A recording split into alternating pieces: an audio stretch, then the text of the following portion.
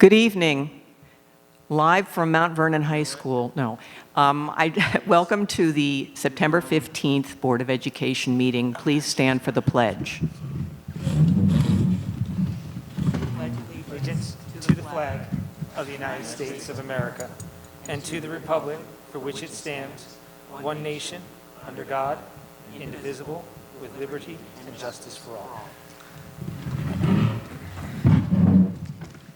Mr. McCormick, can you please call the roll? Trustee Redd? Here. Trustee Turnquist? Trustee Mitchell? Here. Trustee Patterson? Present. Trustee Miller? Present. Trustee McOwen? Present. Trustee Saunders? Here. Quorum is present, ma'am. Oh, I'm sorry, Trustee White? Trustee Crump?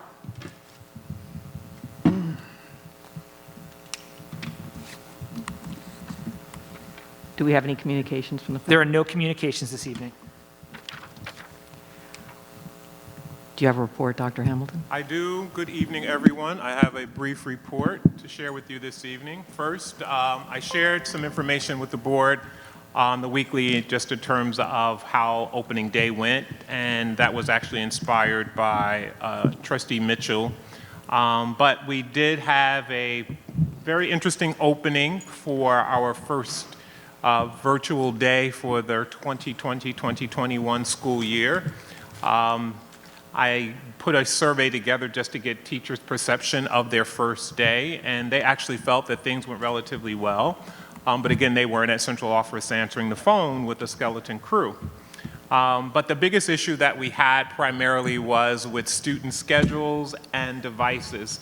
Many of our parents called and said that they didn't get the information about their student schedules, and most of that was the result of parents not being able to get onto the parent portal or home access with their current username and password. And come to find out, we discovered about half of the parents that were having trouble logging on was because they either had changed emails over the summer or phone numbers were changed. So they missed some of the calls and announcements where we issued their username and password from last year. So I just really want to reiterate how important it is for our community to keep us updated. There's some really important information, especially now, that is coming out. And the best method we have for communicating, of course, is through our robocalls and email and the district app. And if we don't have your up-to-date information, you can miss that. But we were able to get just about all of those issues resolved and remedied by Friday or by yesterday. And the next big concern was students who needed devices. So again, despite our best efforts, every student who needs a device will get one. And I just need to be very, very clear about that. Principals have shared their distribution schedule. It is now on the district website. So if you're wondering when your child will get a device, you can go on the district website, and the school schedule for distribution is posted there. But we also need to make sure that we are very clear. If you didn't complete the survey to tell us you needed a device, you're not going to be on the list. But students who got a device in the spring or over the summer, you're welcome to hold on to those devices. They don't need to be returned. And that will help us significantly reduce the number of devices that we need to distribute right now in the fall season. But as devices come in, the schedules will be updated, and we will make certain that all of our students who need one get ones. We're actually in a very good position in comparison to some other places. We have about 1,900 devices that we have, and so far the update I received today was that about half of those devices have been given out. Half of those children who said they needed one have come to the school and picked up their device. So if you're listening and you still need a device, please contact your school, look at the website and get the schedule, and contact your school principal. Also, at the next board meeting, we will be providing the board with an update on sports and athletics in the midst of COVID. So we'll be sharing specific information from the state and from the State Athletic Association about how schools are rolling out the next phase of relaxing some of the restrictions currently associated with sports on COVID. We also had our first Parent Academy, and kudos to the Office of School Improvement for their leadership on that. We actually were at our capacity of 300 parents. I was actually getting calls and emails from parents who were trying to get on and couldn't because our Zoom capacity was capped at 300 parents. We are now increasing that capacity so that our next session we will be able to accommodate more parents. But that was a very engaging session. I got probably 50 emails from parents saying how much they appreciated those sessions, how informative they were, and how engaging they were. So it was actually very well done. Kudos BC and to Monica George Fields from REACH who facilitated that conversation, and to all the cabinet members who participated. I thought it was very engaging. And lastly, we do have, and I'm going to ask Dr. Cicello if she'll come up to the microphone. You have on your agenda tonight, trustees, a corrective action plan for our ELL students. And I know it is heavily written with jargon and educational acronyms. That is the way the state asked for it to be done, though, because it is for them. It's not generally for parent consumption.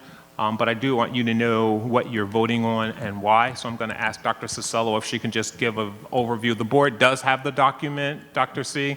So a brief overview would be helpful. Sure, absolutely. Good evening, Dr. Hamilton, Madam President, Madam Vice President, distinguished board trustees, and distinguished members of the Superintendent Advisory Cabinet. The Mount Vernon City School District Bilingual English Language Learner Corrective Action Plan was created as a response to a call to action in ensuring that best procedures and systems are in place to continue to support our bilingual and English language learner students and their families. Through the support of the district and ED Consortium, a consulting company presented to us by Dr. Bennett Conroy, the Mount Vernon City School District Bilingual and English Language Learner CAP has embedded research-based strategies to progress monitor best practices for identifying ELs and scheduling of ELs as outlined in the document you reviewed in your packet. In order to continue to move forward in using Title III funds to complete the purchase of instructional materials and supplies for our bilingual and English language learner students, board approval of the Mount Vernon City School District Bilingual English Language Learner Corrective Action Plan is needed. Thank you. Thank you, Dr. C. I appreciate that. Thank you, Dr. Hamilton.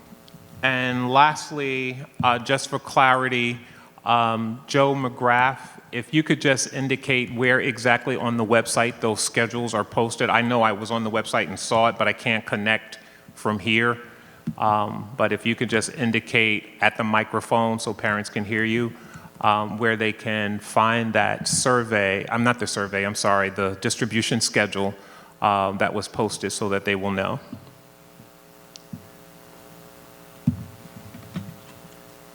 Good evening. If parents go to the reopening section of the district website, it talks about school reopening. Right there on that page on the left-hand side, there's a few links to talk to reopening. One of those links speaks specifically to laptop distribution. So actually it's called laptop redistribution. So right from the main page, there's a link that says reopening plans, and if you click on that, you'll see it right on the left-hand side. Great, thank you, sir. Thank you. And again, I couldn't get connected here. And Madam President, that concludes the superintendent's report for this evening. Great. Thank you. Thank you. I'd like to go to brief committee reports. First, I'd just like to say welcome back, everyone. This is actually our second in-person meeting since March. It's nice to see people in person, even at a distance.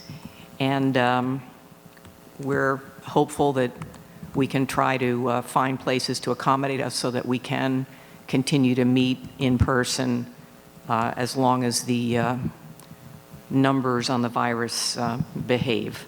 I wanted to just say that I attended a device giveaway at Grimes School yesterday morning. These were, a lot of these devices were provided by funds that were raised by the Mount Vernon Educational Foundation, so I want to give a shout out to the Educational Foundation for raising the money to buy the devices to give to our students. They did a good job. Eileen Justino and Paul Herrick, who are on the board of the Educational Foundation, were there as well.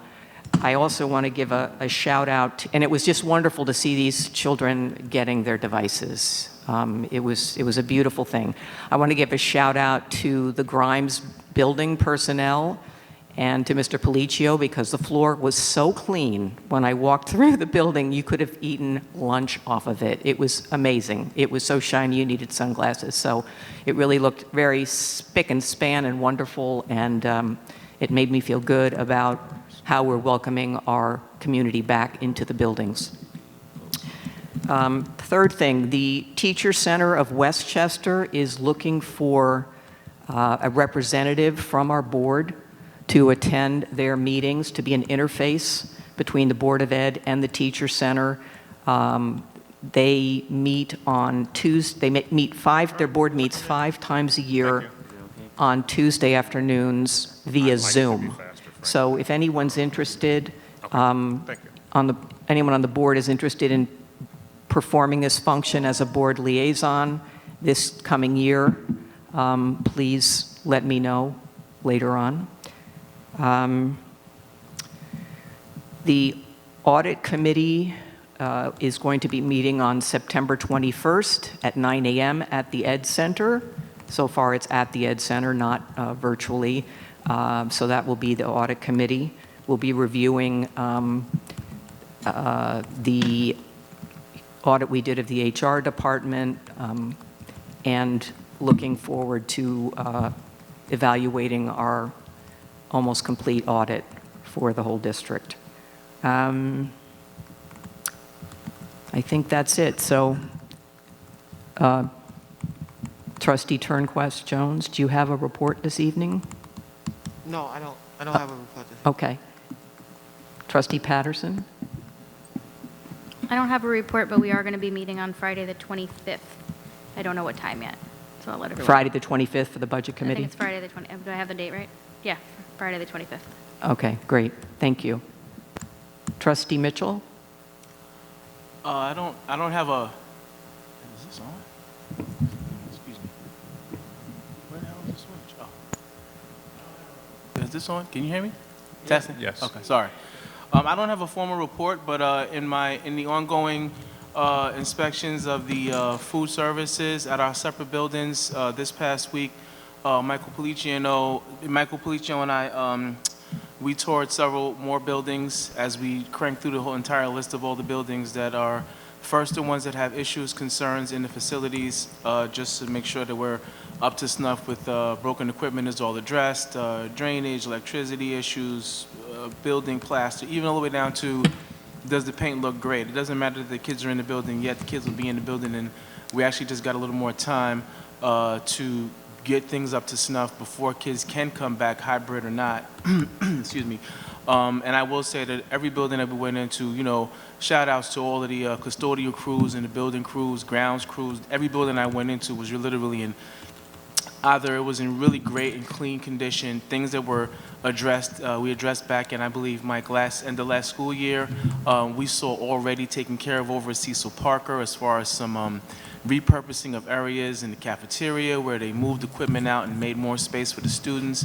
We saw a lot of different ideas in place from the principals who are already trying to make way for when the hybrid does start, repurposing spaces and just really embracing the entire ordeal that we're facing right now. So again, shout outs to our custodial staffs in all our buildings because they get no props, no shine at all. And not as far as I can see, at least. So I'm taking a moment, just like I did last time. I shouted out security. I'm shouting out custodial staffs in every building in our district right now tonight. Yep. Shouting out Mike Policio again for everything he does. Thank you. And the ball keeps rolling. So I'll be touring more buildings over the next week with Michael Policio again. We have some more foods and services locations that we need to take care of, and more buildings we want to take a look at.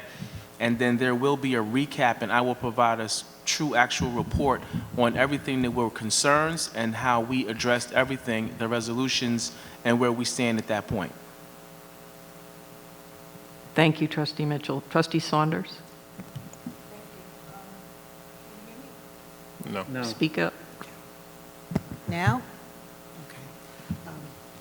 So I just want to overlap with what Ms. Trustee Mitchell said regarding food service. Thank you, Michael Policio and Brother Arthur, for assisting me with the food pantry on the last Wednesday and the Saturday prior to that. I think we gave out over 200 pieces of food for families, so I want to thank you for that.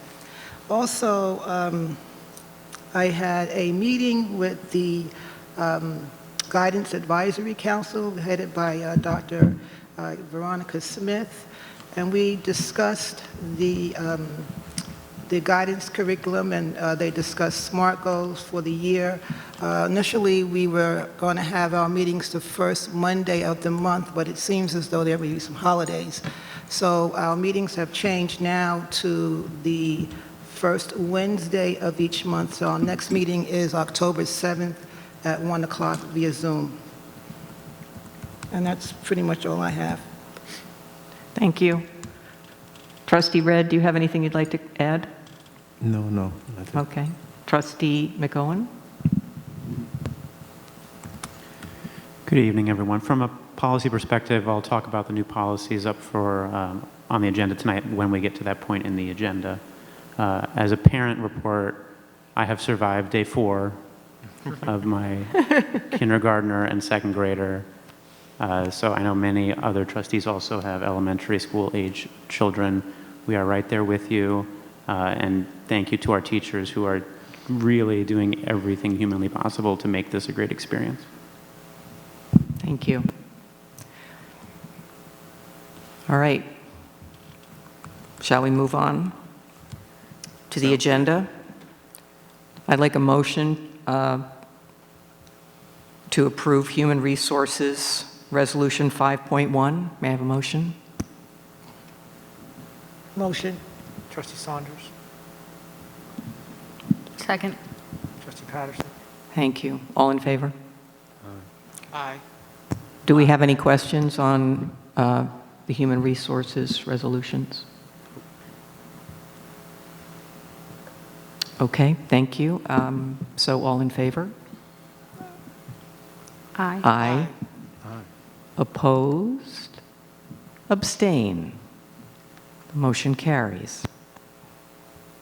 May I have a motion to approve Business Office Resolution 6.1? Trustee McOwen. Second. Motion? Second. Thank you. Am I second or All motion? in favor? Aye. Aye. Aye. Aye. Discuss first. I know. Right. Does anyone have any questions about Resolution 6.1? Okay. There being none, all in favor? Aye. Aye. Opposed? Abstain? Motion carries. May I have a motion to approve School Improvement Resolution 7.1? Motion. Thank you. Any questions?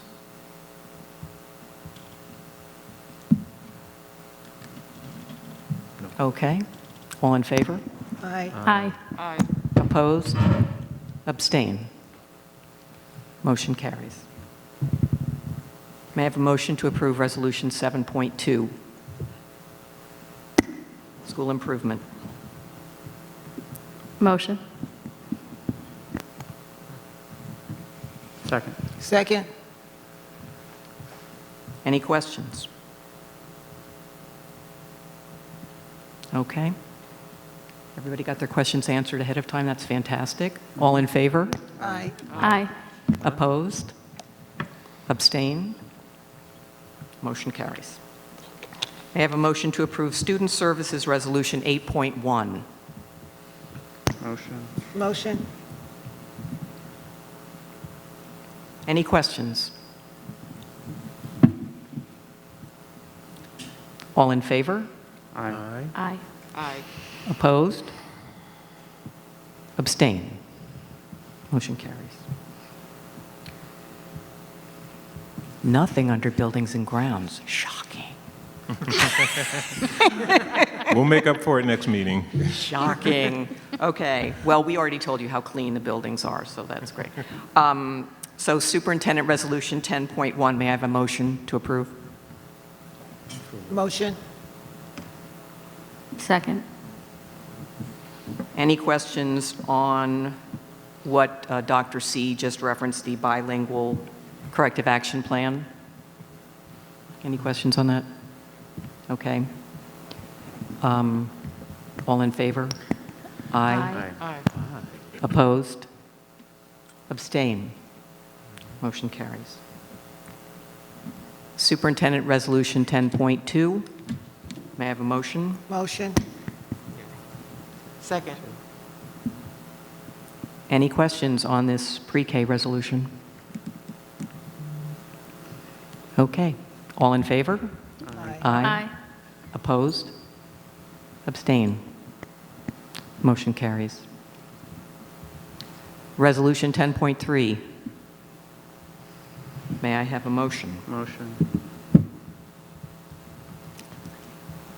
Is there a Second. second? Motion? Okay. I can't Any hear questions? I can't hear the other side of the, I'm sorry? I can't hear when the microphone, just so you know. Yeah, actually, Trustee McOwen moved the motion. Okay. Yeah, I can't And- hear from here. I'll I'll second, or- speak more directly into my microphone, sorry. Thank you, sir. Were we up to questions? Yes. Yes. Any questions on this additional pre-K resolution? Okay. All in favor? Aye. Aye. Aye. Aye. Opposed? Abstain? Resolution carries. All right. Board of Education, we have some policies, so Trustee McGowan will inform us here. May I have a motion to approve Board of Education Resolution 11.1? First, we need, just as a point of order, first we need a, if I can talk about the motion, and then we need to move to waive the second reading before we adopt. We I can't. can't understand what you're saying. Sorry. Sign of the times. We'll need to, a motion to waive, first we'll need to vote to waive the second reading before we vote to adopt the policy. It's all inclusive. Where does it say that?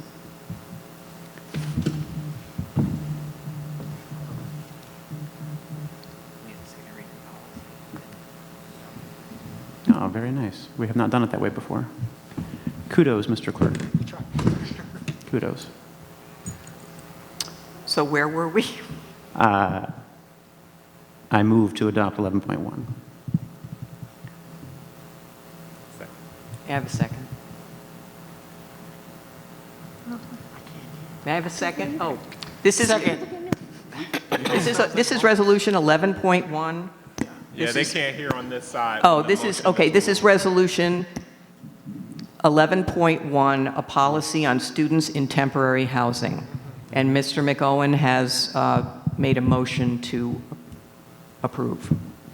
So I'll second. Second. Any questions? I'll speak briefly about it if that's okay. Yeah. Trustee Patterson, can you hear me? I can hear you I when can you hear speak you. like that. Okay. Yes, sir. All right.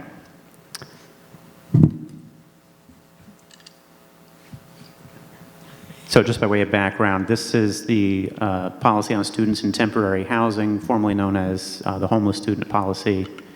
This is a revision to an existing policy. It hasn't been updated in about, I think 2011 was the last update.